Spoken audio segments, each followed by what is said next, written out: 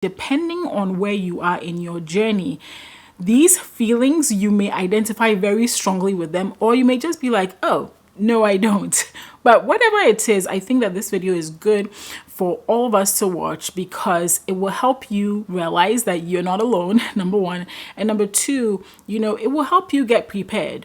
If you kind of know what kind of emotions to expect, when they start hitting you, you're not so surprised. And if you didn't go through these experiences, but you come across somebody going through these experiences, you can support them. So the first feeling, right, is the feeling of guilt. And that feeling of guilt can come from yourself or it can come from external sources. And here's what I mean. So from external sources, let's tackle that first. Now, most of the time I will, in the defense of the external sources, right?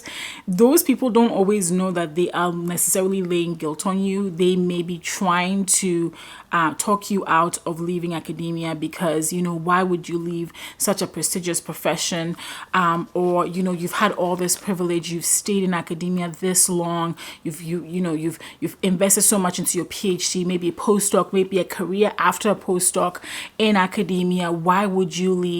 There may be people that tell you, oh, you're not going to be poor forever. Just endure these 5 to 10 years of poverty and eventually it's going to pay off. It's not about the money. It's about whatever they want to make it about, right? So there are all these voices that will tell you these things. And most of the time, like I said, in their defense, I think most of them are not trying to come at it from a malicious viewpoint. However, it does come across that way, and that can add to some of that guilt that you may be feeling around leaving academia and into a non-academic job that may serve you and your life better. So let me give you an example of what somebody said to me once. I remember when I was considering leaving academia, there was somebody that said to me, Gertrude, you are a black woman, you're a black woman in academia, and there are not so many of us here. If you leave, who is going to inspire the other generations of black women to stay within academia? And I felt a lot of guilt around that. I'm not going to lie. I felt a lot of guilt around it because I was like, she's right. Right? She is absolutely right. Like if I leave academia, my students are not going to see a whole lot of black professors. They're not going to see a professor of African descent and, a black woman, all of that. And so, Am I serving the future generations well by leaving academia? And eventually I had to tell myself that leaving academia doesn't mean that I can no longer inspire or impact the lives of upcoming black students or black academics. I had to tell myself that, right?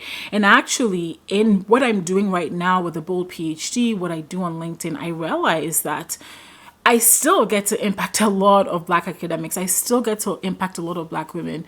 And so that wasn't really true. I understood where she was coming from, but that wasn't really true. So that's how, that's one of the feelings that can come. And that guilt could be coming from multiple external sources, professors in your department, your family members, your friends, people that mean well. So many voices trying to tell you, leaving academia is not the right idea when it's the right idea. And then let's talk about the guilt that comes from you. The guilt that comes from internal sources, right? From you. You begin to think, I've published all these papers. I've done this, I've done that, I've oh my goodness. I remember when I was in my postdoc thinking, and I was talking about this recently, thinking about what life would look like outside of academia. And I've listened to podcasts, I'd watch videos, I'd read books about people changing their careers. And I always thought, it's for them. It's not for me. My parents have invested so much in me. My family has invested so much in me. My husband and my son have invested so much time and sacrifice. They sacrifice so much. If I leave, I'm putting them in jeopardy. And I don't want to say that you should just jump ship and not have any financial net. I don't believe in that. Financial difficulty is a very hard place to be. It's not fun to be poor. It's not fun to not be able to pay your bills. So I'm not saying jump ship when you don't have anything else lined up. However, when those feelings began to come to me that I don't think I could be a tenured professor. I don't think I want to be a research scientist for the rest of my life, right? One of the next feelings was, well, what about all the investment other people have made into you? Are you going to throw all of that away? And that was hard, right? That's the hardest part of it, because I think for most academics, right, a lot of us have there's an altruistic streak in us that wants to do good in the world, that wants our work to matter, that wants to impact the world, that maybe wants to alleviate suffering, right? There's that. Most academics have that altruistic streak where we want to do something good. We don't always like achieve it. And yes, there are egotistical people within academia, but I hope you can identify with that. Let me know in the comments below if you identify with that, right? A lot of us want to do good in the world, and sometimes we do that good at our own expense. We do that good to our own hurt, accepting less than stellar wages so that we can put good work out in the world, accepting a job that is not offering you health insurance so that you can educate the next crop of professionals in the world. You're doing all this amazing work and yet getting underpaid. And yes, so many of us talk ourselves out of it because we feel, well, if we leave, then we're missing out and we're not doing that good that we want to do. And again, I will say this, that there is still a lot of good that you can do when you're not in academia, right? I think the biggest mistake that a lot of us have made is see industry and academia as two dichotomous, non-crossing, they don't intersect sort of industries, right? But the reality is, if you think about it, a lot of the technology that industry is using for innovations, using to bring innovations to people, are based on academic research, right? So there is that relationship. So the fact that you're leaving the academy and then going into a non-academic role, going into industry, does not necessarily mean that you're abandoning all the good work that is done in academia. Actually, if you do a really good job of where you are in industry, there is a potential for you to collaborate very closely with people within academia who are doing amazing work and to still make impact. You can make impact in both areas. So don't think you're not making an impact. The second feeling I want to talk about is the sense of loss.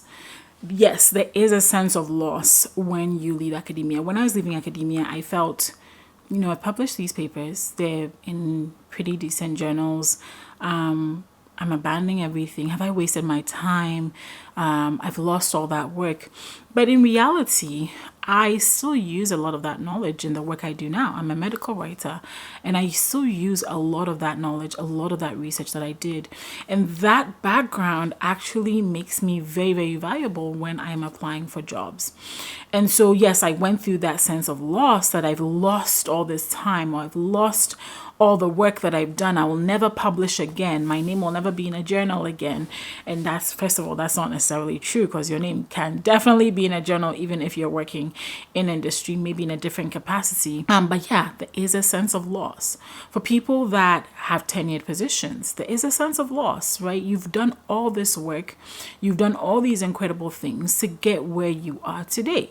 There is a sense of loss. There's also a sense of loss of identity. For a long time, you've identified yourself with the fact that you are an academic, you are, a researcher, you are Professor so-and-so, you are Dr. so-and-so, the students call you that. A lot of our identity is tied into that. I will not lie, I loved teaching. I enjoyed teaching. The only reason I dropped it in the middle of 2021 was because my full-time job as a medical writer was a lot of work, taking up a lot of time. And if I also added on teaching, then I would never see my family. I'd never even enjoy my life. So I had to drop something, right? And that had to go. But I absolutely enjoyed teaching. And when I had to quit that and then come into a non-academic role full-time, there was some sense of loss. I did not miss grading 300 pages of reports. I did not miss that part of it, to be honest. But I did miss interacting with students. I did miss, getting to impact them, or people emailing you later and saying, thank you for teaching me, and thank you, this was my best class that I took whilst I was here. I got such emails, right? And so you definitely tie your identity to that. I'm a teacher at heart, I'm a teacher, and losing that is real.